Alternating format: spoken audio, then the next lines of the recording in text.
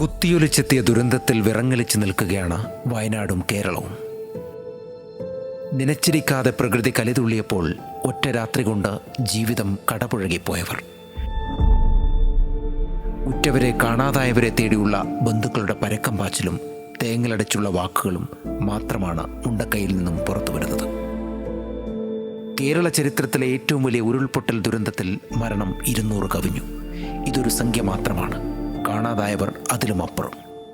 രക്ഷാപ്രവർത്തകർക്കായി കൈനീട്ടുകയാണ് മുണ്ടക്കൈ. വീടുകൾക്കിടയിൽ ഇനിയുമുണ്ട് മനുഷ്യർ.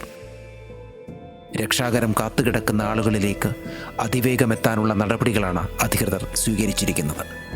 ഒരു രാത്രി ഇരുട്ടി വെളുത്തപ്പോൾ ഉറ്റവരും ഉടയവരും നഷ്ടപ്പെട്ടതിൻ്റെ വേദനയും ഞെട്ടലും മാറാതെ ഇനിയും എന്ത് ചെയ്യണമെന്നറിയാതെ ക്യാമ്പുകളിൽ കഴിയുകയാണ് രക്ഷപ്പെട്ടവർ.